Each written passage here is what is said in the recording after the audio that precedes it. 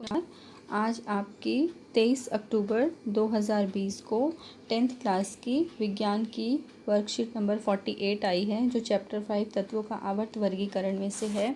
और आज का हमारा टॉपिक है आधुनिक आवर्त सारणी की प्रवृत्ति, जिसमें हमने संयोजकता, परमाणु साइज, धात्विक गुणधर्म और अधात्विक गुणधर्म के बारे में आज हम समझेंगे।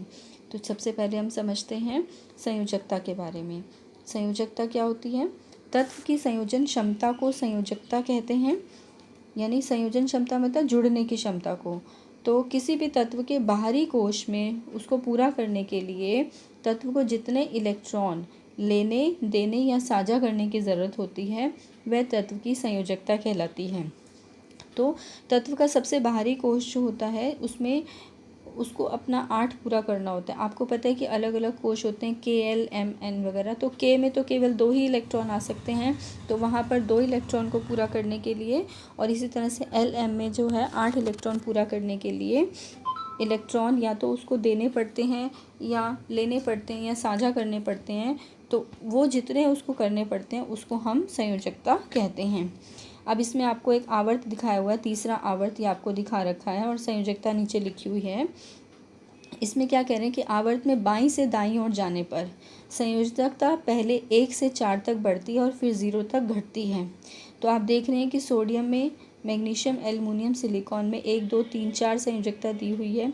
फॉस्फोरस की फिर 3, सल्फर 2, क्लोरीन 1 और आर्गन 0। ये कैसे हुआ बेटा? आप जब इसका इलेक्ट्रॉनिक विन्यास लिखेंगे, सोडियम का परमाणु संख्या 11 होता है, मैग्नीशियम 12, एल्युमिनियम 13, सिलिकॉन 14, फॉस्फोरस 15, 16, 17 और ये 18। इस तरह से इसकी परमाणु संख्या है। तो जब परमाणु संख्या को हम इलेक्ट्रॉनिक विन्यास लिखते हैं, तो सोडियम की आती है आपकी 281, मैग्नीशियम की आएगी 282, एल्युमिनियम की 283। इस तरह से क्रमशः ये बढ़ती जाती है। तो आगे जब आप लिखते हैं तो बाहरी कोश में आप सोडियम में देखते हैं इसकी 281 है, बाहरी कोश में 1 इलेक्ट्रॉन, तो संयोजकता 1, यानी कि एक इलेक्ट्रॉन को खो सकता है। मैग्नीशियम के बाहरी कोश में 282 ऐसे, तो बाहरी कोश में 2 इलेक्ट्रॉन है, तो ये 2 इलेक्ट्रॉन को खो सकता है। एल्युमिनियम का 283 है, ये 3 इलेक्ट्रॉन खो सकता है। और सिलिकॉन के केस में क्या है, इसकी जो संयोजकता होगी 284, तो 4 इलेक्ट्रॉन ना तो ये खो सकता है ना ले सकता है, तो ये साझा करता है। और इस तरह से जब फॉस्फोरस पे आते हैं, तो फॉस्फोरस 15 है, तो इसकी इलेक्ट्रॉनिक विन्यास बनेगा 285।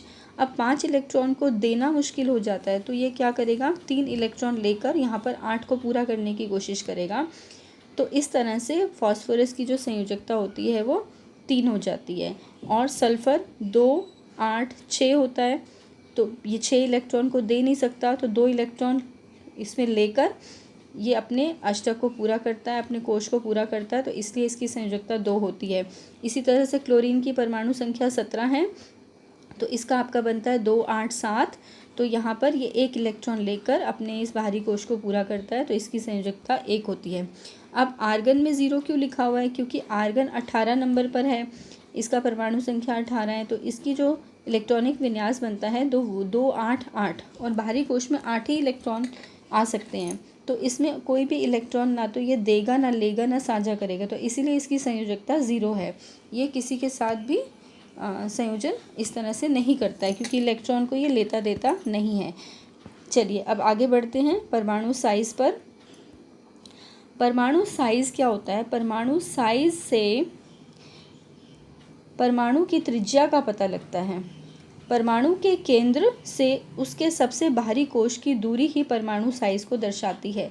आपको पता है कि परमाणु में जैसे सेंटर में ये नाभिक है, तो यहाँ पे प्रोटॉन और न्यूट्रॉन होते हैं, और ये इसके बाहरी इस तरह से कोश बने हुए होते हैं, तो इन कोशों में इलेक्ट्रॉन होते हैं।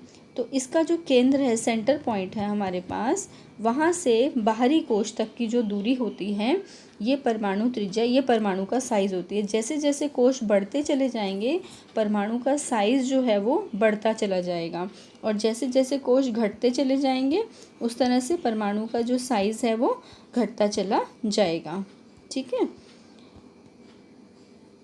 तो इसमें क्या बता रहे हैं कि आवर्त परमाणु के केंद्र से उसके बाहरी कोश की दूरी जो है वो परमाणु साइज़ को दर्शाती है। आवर्त में बाईं से दाईं ओर जाने पर परमाणु त्रिज्या घटती है।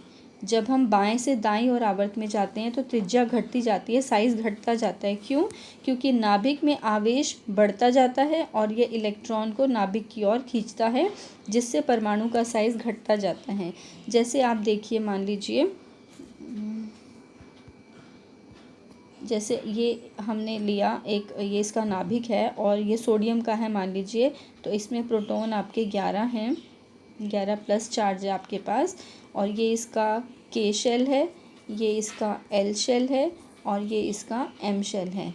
तो यहाँ के में 2 हुआ, इसमें 8 हुआ और इसमें 1 इलेक्ट्रॉन हुआ। ठीक है, तो अब इसमें प्रोटॉन जो केंद्र में है वहाँ से जो बाहरी कोश के इलेक्ट्रॉन के साथ आकर्षण बल है। अब जैसे ही हम अगले में जाते हैं तब क्या होगा, मैग्नीशियम में यहाँ पर क्या हो जाएगा, मैग्नीशियम में एम में 2 इलेक्ट्रॉन आ जाएंगे।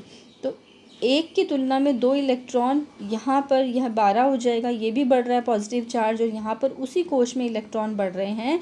तो इस वजह से इसके बीच पे आकर्षण बल जो है वो बढ़ता चला जाता है।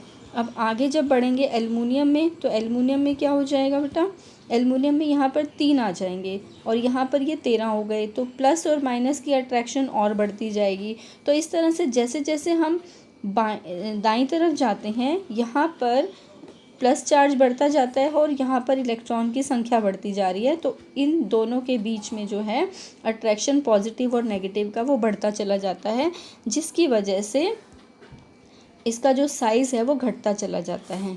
अब समूह में ऊपर से नीचे क्या होता है, जैसे ये आपको पहला समूह दे रखा है आपको, तो समूह में ऊपर से नीचे आने पर परमाणु का साइज़ बढ़ता है, क्योंकि नए कोश की संख्या बढ़ती जाती है, जिससे कि नाभिक और बाहरी कोश की दूरी बढ़ती जाती है। अब इसको समझते हैं, जैसे इन्होंने तो यहाँ पर साइज़ दे दिया आपको, ये बढ़ते हुए क्रम में दिखा दिया। आप इसको और आसानी से कैसे समझ सकते हैं, जैसे लिथियम है, उसके परमाणु संख्या 3 होती है, सोडियम परमाणु संख्या 11, पोटेशियम परमाणु संख्या 19 होती है। तो इसको आप लिखेंगे 2-1, इसको आप लिखेंगे 2-8-1, इसको आप इलेक्ट्रॉनिक विन्यास लिखेंगे 2-8-8-1। तो आप देख रहे हैं यहाँ पर कितने कोश हैं, 2, यहाँ पर कितने हैं, 3, यहाँ पर कितने हैं, 4। तो आपने देखा कि हर उसमें कोश में आपके वो बढ़ते जा रहे हैं। तो अगर हम लिथियम के लिए बनाते हैं, लिथियम का बनाते हैं यहाँ पर, तो ये एक कोश इसका के जिसमें 2 इलेक्ट्रॉन है और ये इसका एल शेल जिसमें 1 है। मैं यहाँ दोबारा लिख देती हूँ, लिथियम 2-1, सोडियम 2-8-1 और पोटेशियम 2-8-8-1। ठीक है, तो अब इसमें 2 शेल हैं। सोडियम में जब जाएंगे तो हमारा एक कोश और बढ़ जाएगा। तो आप देख रहे हो कि सेंटर से पहले लिथियम के केस में यहाँ तक की दूरी थी और अब जो है इसमें यहाँ सोडियम के अंदर ये वाली दूरी आ गई। ठीक है, अब अगर हम जाते हैं यहाँ पर पोटेशियम के केस में, तो पोटेशियम में एक कोश हमारा और बढ़ जाता है। तो यहाँ पर क्या हुआ, यहाँ पर पोटेशियम के केस में सेंटर से लेके बाहरी कोश की दूरी और बढ़ गई। तो आप ये देख सकते हैं कि ये और ये वाली दूरी बढ़ती चली जा रही है नाभिक से। तो इस कारण से जो है आपका क्या हो जाता है, ये जो दूरी बढ़ती जाती है, कोश बढ़ते जाते हैं, तो इस तरह से साइज़ जो है ये इसका ये बढ़ता चला जाता है। ठीक है, चलिए, तो ये हो गया। आवर्त में जब बाईं से दाईं ओर जाते हैं तो साइज़ जो है हमारा वो घटता है, क्योंकि उसी कोश में इलेक्ट्रॉन बढ़ते हैं और नाभिक के साथ जो है आकर्षण बल बढ़ने से साइज़ घट जाता है। लेकिन जब हम समूह में ऊपर से नीचे आ रहे हैं तो परमाणु साइज़ हमारा बढ़ रहा है, क्योंकि नए कोशों की संख्या बढ़ती जाती है और उससे नाभिक से बाहरी कोश की दूरी बढ़ती जाती है। ठीक है, चलिए अब हम समझते हैं धात्विक गुण के बारे में कि धात्विक गुण क्या होता है। धात्विक गुण का अर्थ होता है कि किसी तत्व में धात्विक गुण किसी तत्व के परमाणु द्वारा इलेक्ट्रॉन त्यागने की क्षमता होती है। यानी कोई तत्व कितना जल्दी से इलेक्ट्रॉन को त्याग सकता है वो धात्विक गुण कहलाता है। और धातुएं जो आवर्त सारणी में वो बाईं तरफ होती हैं। आवर्त में हम बाईं से दाईं ओर जाते हैं तो धात्विक गुण कम होने लग जाता है, क्योंकि जैसे जैसे हम बाईं तरफ जाते हैं आपको पता है कि इलेक्ट्रॉन उसी कोश में ऐड होते जा रहे हैं और उनके लिए फिर निकल पाना संभव नहीं होता, क्योंकि नाभिक के साथ आकर्षण बल बढ़ने लग जाता है। तो वो नाभिक जो इलेक्ट्रॉनों को ज़्यादा स्ट्रांगली पकड़ के रखता है, तो वहाँ जैसे जैसे हम दाईं तरफ जाएंगे इलेक्ट्रॉन को त्यागना मुश्किल होता है। और धात्विक गुण क्या कहता है कि इलेक्ट्रॉन त्यागने की क्षमता, तो जैसे जैसे हम दाईं तरफ जा रहे हैं इलेक्ट्रॉन त्यागने की क्षमता कम होती चली जा रही है और इलेक्ट्रॉनों पर नाभिक आवेश बढ़ता जा रहा है और इलेक्ट्रॉन त्यागने की प्रवृत्ति हमारी घटती जा रही है। तो इलेक्ट्रॉन जो है धातु जो वहाँ पर होते हैं वो तत्व खो नहीं पाते। तो धातु क्या होती है, धातु जो होती हैं वो इलेक्ट्रॉन को खोते हैं जो हमारे बाईं तरफ होते हैं, और जब इलेक्ट्रॉन माइनस वाला कुछ निकल गया तो उसके ऊपर प्लस चार्ज धनात्मक आयन बन जाता है, और अतः हम धातु को विद्युत धनात्मक तत्व भी कहते हैं। अब समूह में क्या होता है, जब समूह में ऊपर से नीचे आते हैं समूह में तो धात्विक गुण बढ़ता जाता है। क्यों बढ़ता जाएगा, क्योंकि जो संयोजी इलेक्ट्रॉन है उन पर नाभिक का आवेश घटता जाता है, क्योंकि नए नए कोश जुड़ रहे हैं और नाभिक से बाहरी कोश की दूरी बढ़ती जा रही है। तो बाहरी इलेक्ट्रॉन जो है वो आसानी से निकल जाते हैं, तो इसलिए समूह से ऊपर से नीचे आने पर धात्विक गुण बढ़ता है और आवर्त में बाएं से दाएं जाने पर धात्विक गुण कम होता है। तो इस चीज़ को आप ध्यान रखिएगा। आइए नेक्स्ट हम पढ़ते हैं अधात्विक गुण के बारे में। अधात्विक गुण, जैसे वहाँ बोला कि इलेक्ट्रॉन त्यागने की क्षमता थी धात्विक में, तो यहाँ पर इलेक्ट्रॉन ग्रहण करने की क्षमता है। तो धातुएं आपने पढ़ा था कि वो प्लस चार्ज बनाती हैं क्योंकि इलेक्ट्रॉन खो देती हैं, तो अधातुएं विद्युत ऋणात्मक होती हैं क्योंकि ये इलेक्ट्रॉन गेन करेंगी। माइनस चिन्ह को कोई आप गेन करते हो तो उस पर नेगेटिव चार्ज आ जाएगा। अब क्योंकि उनमें इलेक्ट्रॉन ग्रहण करने कर आबंध बनाने की प्रवृत्ति होती है, इसलिए वो नेगेटिव जो है चार्ज बनाती हैं। और अधातुएं आवर्त सारणी में आपको दाईं ओर दिखाई देंगी, ठीक है। आवर्त में जब बाएं से दाईं ओर जाते हैं तो अधात्विक गुण बढ़ता जाता है, क्योंकि प्रभावी नाभिकीय आवेश बढ़ने के कारण इलेक्ट्रॉन ग्रहण करने की प्रवृत्ति बढ़ जाती है।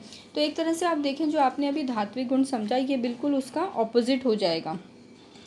और समूह में आप जब देखते हैं ऊपर से नीचे, आपने ऊपर देखा था कि धात्विक गुण बढ़ रहा था, तो यहाँ पर क्या होगा, अधात्विक गुण कम होता जाएगा, क्योंकि अधात्विक कह रहा है इलेक्ट्रॉन लेने की क्षमता, जबकि समूह में ऊपर से नीचे जाने पर इलेक्ट्रॉन देने की क्षमता बढ़ती है। अब क्योंकि यहाँ पे प्रभावी नाभिक आवेश कम हो जा रहा है, क्योंकि कोश नए नए बढ़ रहे हैं और दूरी बाहरी कोश की जो नाभिक के साथ है वो बढ़ती जा रही है, तो आवेश जो है वो कम हो रहा है, उसका जो कंट्रोल है वो कम होता जा रहा है, जिससे इलेक्ट्रॉन ग्रहण करने की जो क्षमता होती है वो कम हो जाती है। और आवर्त सारणी के मध्य में उपधातुएं या अर्धधातुएं पाई जाती हैं, और यह कुछ गुण तो धातुओं के और कुछ अधातुओं के दोनों को मिक्स करके दर्शाती हैं। और एक और चीज़ है यहाँ पर कि धातु ऑक्साइड की प्रकृति क्या होती है, धातुएं जब ऑक्साइड बनाती हैं तो वो क्षारीय प्रकृति के होते हैं, और जब अधातु ऑक्साइड बनते हैं तो वो अम्लीय प्रकृति के होते हैं। तो ये आपकी वर्कशीट थी। आइए अब हम इसके जो क्वेश्चन एक बार देख लेते हैं।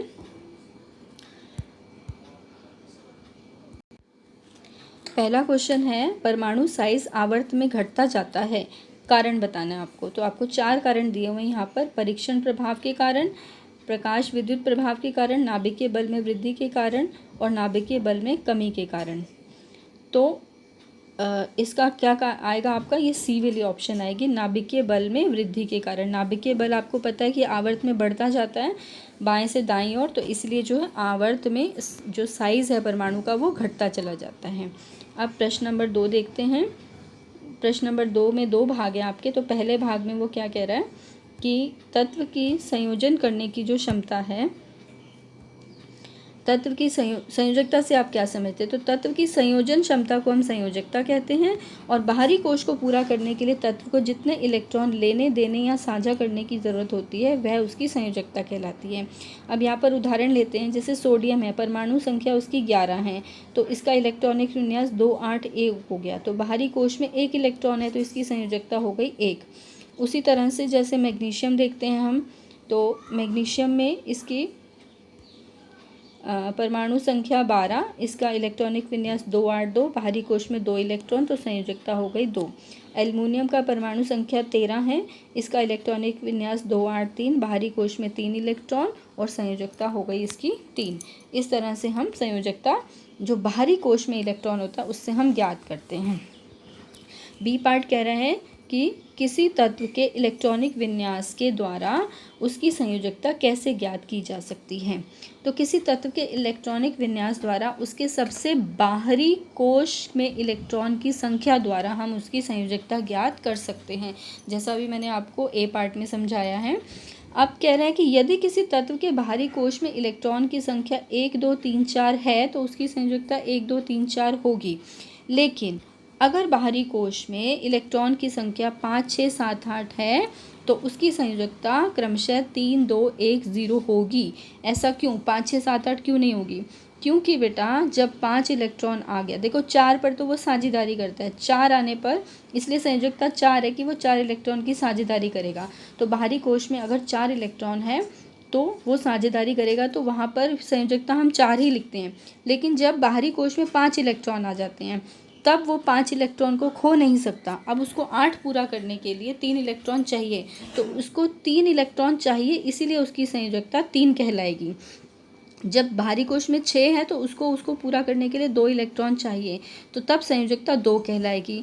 अगर बाहरी कोश में 7 इलेक्ट्रॉन है तो 8 पूरा करने के लिए उसको 1 चाहिए, तो इसलिए उसकी संयोजकता 1 कहलाएगी। और जब बाहरी कोश में 8 इलेक्ट्रॉन होते हैं तो उसको कुछ भी इलेक्ट्रॉन ना तो लेना है ना देना है, तो इसलिए वहाँ उसकी संयोजकता 0 हो जाती है।